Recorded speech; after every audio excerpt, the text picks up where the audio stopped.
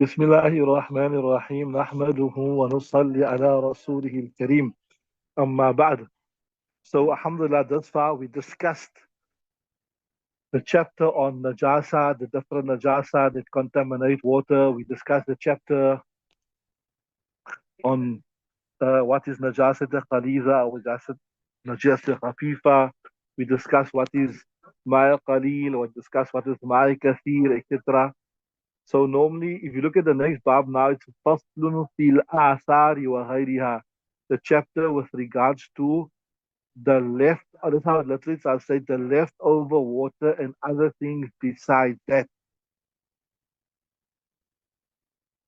So, we discuss when najasat falls in the water. We discuss when an animal itself falls in the water. So if you look at this masla about the leftovers of a animal, like you can say the water it drank from, it is very much related to the chapter of najasat, because like how other items that fall in the water, either it is najis or it is not najis. Like, if urine fell in the water, or stool fell in the water, or ma'ik musta'mal fell in the water, or coke fell in the water, or whatever. So similar, when an animal drinks from something, right, it is that For the saliva of the animal that goes into the water. It is that saliva. So it is very similar to a contamination of pure water by an external force.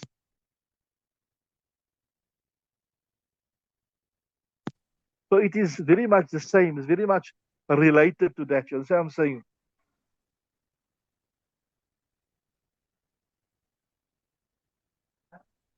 So when the leftover water, or rather when an animal drank off from some water, then obviously the saliva would contaminate that water.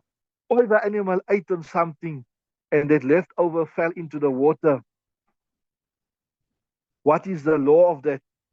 Now, thus far we know, like how some animals, the flesh to consume is halal, is pure, spark. Same thing. Some animals' saliva, it's sur, is najis, and if it falls into the water, it will contaminate the water, right?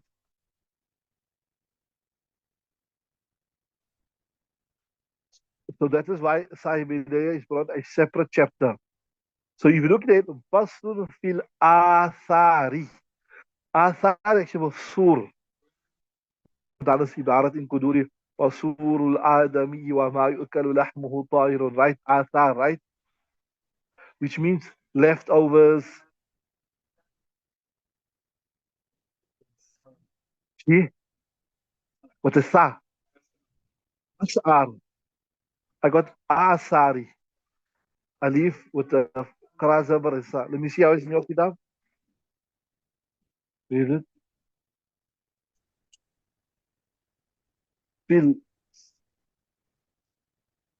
Probably there's few ways you can read it, but as I said, that kitab is more authentic. We'll go with that. I got first one, fil Asari. But just check it up in this dictionary here. This what this is called? This is called Mu'jam al-Muhit. But you can check it later, inshallah, right?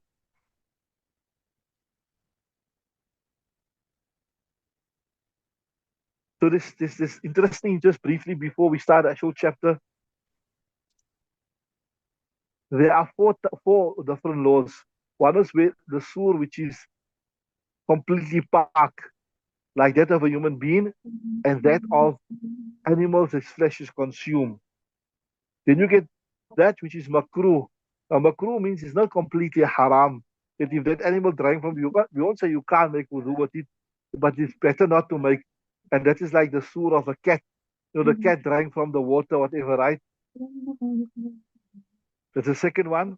Then the third one is that sur which is completely najis, like according to Hanafi madhab, like a khinzir, or all the predatory animals, those animals that prey on other animals.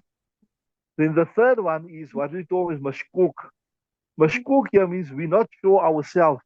We're not sure. One is don't confuse makruh with mashkuk. Remember this words, even though maybe it will help you in future also. It will help you in future also in other abwab. One is makruh, that it's permissible. You make wudu with it, your wudu will take place, etc. But it is better not to use it. It is better not to use it as makruh. Mashkuk means we totally lost. We don't know. We're not sure is it najis or is it park. We got no idea. That's mashkuk means. We got, come again, shak, yeah. Complete with, right. I told you, and I mentioned to you in the past, and I mentioned again to you, and I'll mention again to you in the future. Sometimes the masla don't seem so relevant.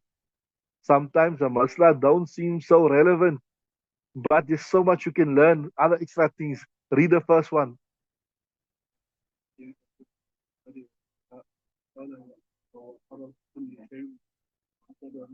Dire, look at this. وَأَرَقُ كُلِّ شَيْءٍ مُعْتَبَرٌ بِسُورِهَا.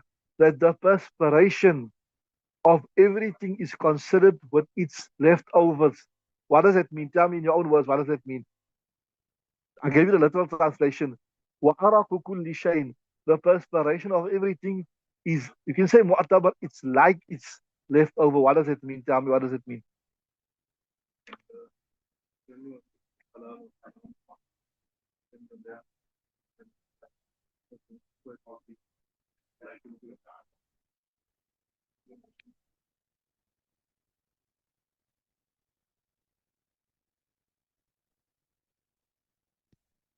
Whatever the hukam of the leftover water is, that will be the hukam of the perspiration.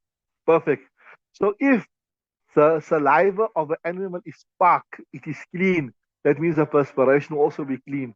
So you ride horse maybe, sometimes you went for a heavy ride cross country, the horse was perspiring, so that perspiration came onto your clothes. Will it be park or not park? It will be clean because the saliva of a horse is park. Exact. This makes, you must consider horses ma yu'kalu lahmuhu, that which its meat can be eaten. Although if you look at the kutub while we're discussing this Muslim, certain places they mention makruh to eat the horse meat, but there that is premised upon that is alatul jihad, is a means of jihad. So the reason why Imam Hanifa said is makruh to eat because it will result in taqlili alatil jihad, to result in the things for war, the implements of war becoming less. But today we're not using, we don't use water so much. So according to the call of Imam Hanifa, there's no karahat. I know certain countries they say like if you go to Mongolia and those places, they like the horse meat a lot. Anyway, coming back to the main masla is this here. So any animal which its saliva is pure, right? That means its leftover water is pure. Then its perspiration is also pure. So you got a rabbit, you got a what's this rabbit? You got a sheep, a goat that you play with it. Perspired, that perspiration came onto you. You got a horse that you're riding, or you got a pet cow, you got a pet calf, or whatever.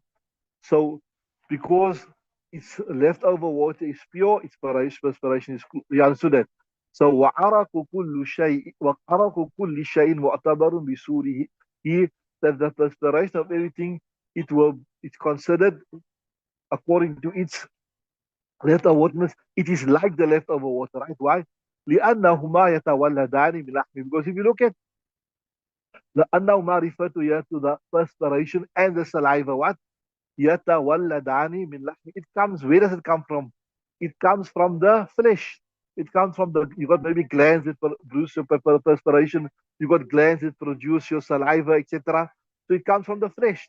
So if the flesh is halal, tahir, pure, that ma yu'kalu lahmu, that which you can eat it, then naturally it follows that these things that come from also be pure. You understand? لأنهما يتولدان من لحم فأخذ أحدهما حكم صاحبه. So the one of them two will take the law of the other. In other words, the perspiration and the saliva will take the law of the what? Of the flesh. Read the next one.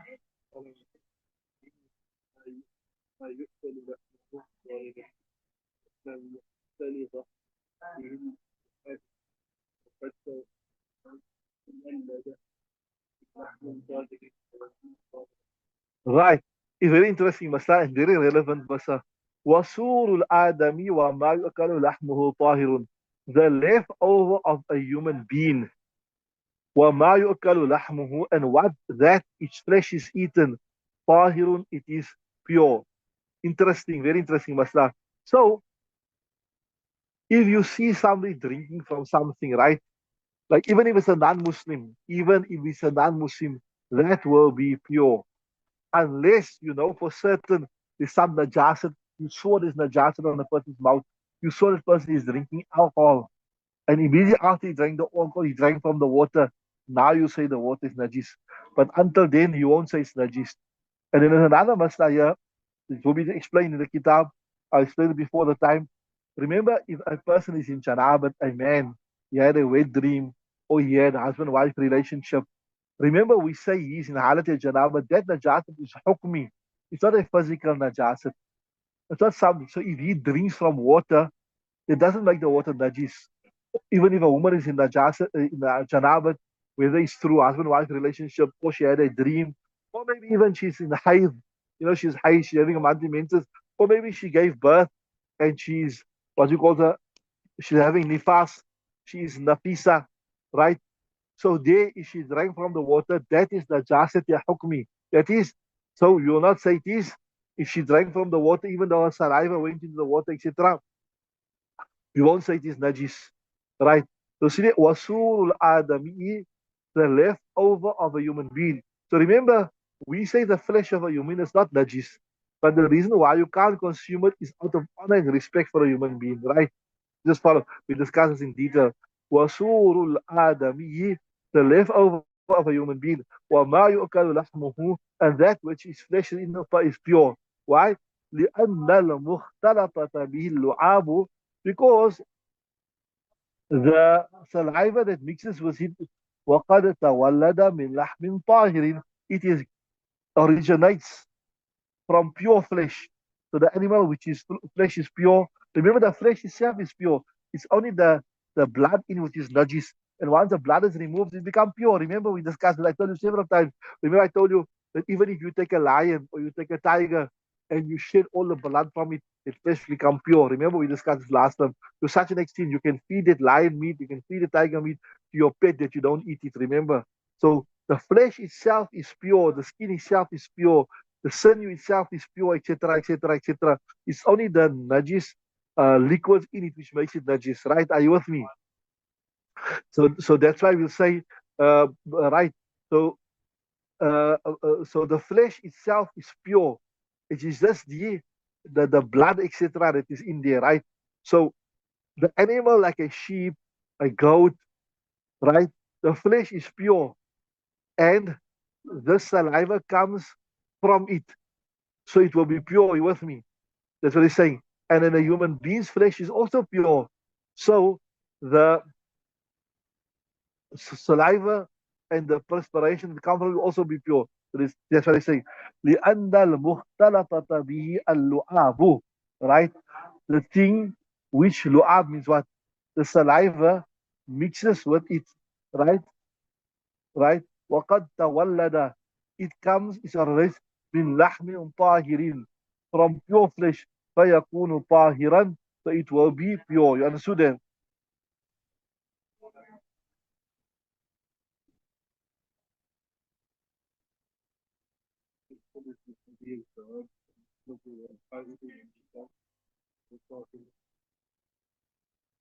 Yeah. ويدخل في هذا الجنوب والحائض والكافر. So the fact that a human being's flesh is pure, right? And the saliva comes from his flesh. That would mean the saliva is pure because the flesh is pure, right? So that we understand why في هذا الجواب, it enters in this text. الجنوب, a person is حالة الجنابة, والحائض, a lady is experiencing menses, والكافر, and a kafir. So technically speaking, it is pure, right? So just on this here, there's another masla, a separate masla, that if a ghayr mahram, somebody that you can marry in Islam, that is not your relative, blood, if they eat and drink or something, then technically speaking, that is pure, as you can understand from here, it's pure. but it's not appropriate from a ghayr mahram because it will be a cause of fitna. If a young person, young lady, maybe eat from something now, when you eat in your mind think, oh, this person's lips touch on this thing, this person's tongue touch this thing, this person's saliva is here.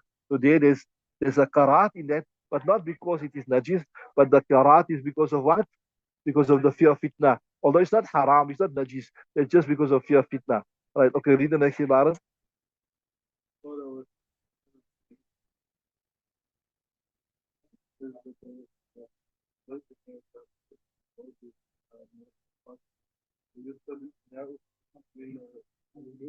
Right. Wasurul kalbi najisun. That if a dog drank from something which is najis, right? ويغسل الإناء من ولوغه ثلاثا. So when a dog drank from something, the utensil ويغسل الإناء من ولوغه from which he drank, right? It will be washed 3 times. It will be washed as a result. So wulughi means you say like this because of its because of its drinking from there, or because of or like wulugh, because of its entering its tongue into that thing as into that utensil. The actual utensil also has to be washed 3 times. That's what he's saying, right? The water obviously you'll dispose of, right?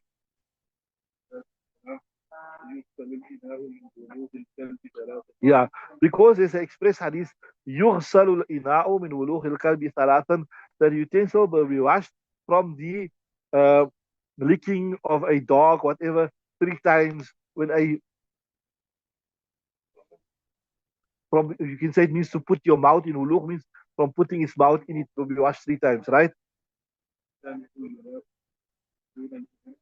So if the question comes about why must you wash the utensil when we know the dog is actually drinking the water? Here's the answer. وَلِسَانُهُ يُلَاقِ الْمَاءَ. The tongue of the dog actually touches the water, right? يُلَاقِ الْمَاءَ. دون الإناء, not the utensil, right? But فَلَمَّا تَنَجَّسَ الْإِنَاءُ فَالْمَاءُ أَوْلَى. So, yeah, Nabi Sallallahu is saying that you must wash the utensil. So when Nabi Sallallahu said you must wash the utensil, it means the utensil became najis. And if the utensil became najis, obviously the water became najis. How is it that the utensil can become najis, but the water won't become najis? You understand what I'm saying?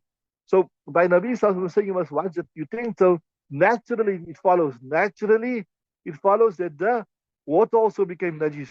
So the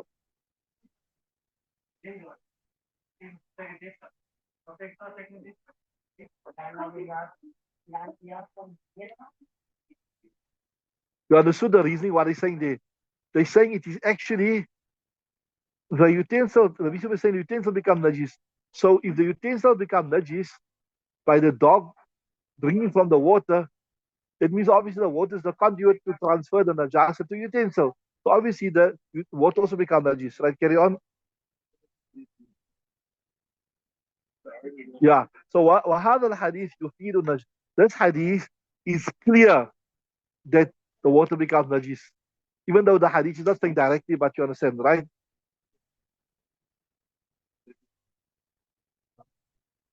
Yeah. So now there is another hadith that say when the dog touches something or when the dog drinks from something, you must wash it 7 times, right? So there is, but we say it's coming in the kitab that I explained before the time. We say that in the initial stage of Islam, the Arabs used to love dogs. They were very fond of dogs. So in the initial stage of Islam, just to create that abhorrence in the heart of the Arabs, the Nabi must wash it 7 times. Similar like, you've done this in Mishkat Sharif, those utensils that were used to manufacture the alcohol in the initial stage of Islam, it was not even allowed to use those utensils for halal drinks, for pure drinks.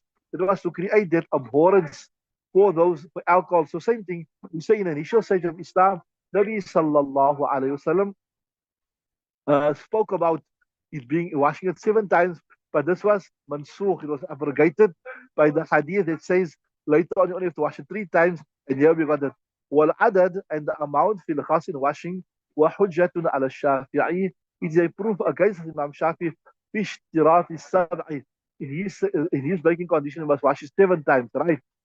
Carry on. So that is our naqli proof, our proof from the text to say that you only have to wash it 3 times. that we've got the hadith and we say the hadith of 7 is abrogated, right? Carry on.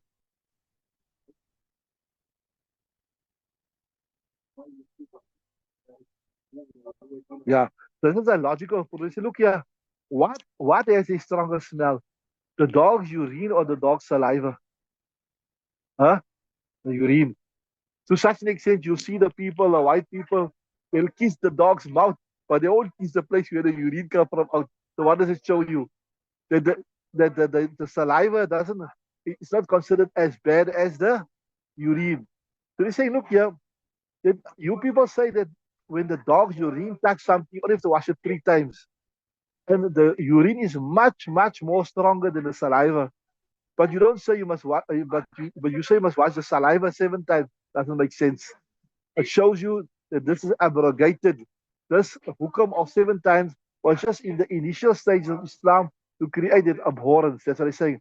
وَلِأَنَّ مَا يُصِيبُهُ بَوْلُهُ. Because that which the urine afflicts it, يَطْهُرُ بِالثَّلَاثِ. It becomes clean by 3. فَمَا يُصِيبُ سُورُهُ. So that which the sur afflicts it, وَدُونَهُ, uh, which is less than it, أولى, it is more worthy. It must also become pure by more worthy. أولى يعني, it is more worthy that it becomes pure by just washing it 3 times. You understood that? Get on.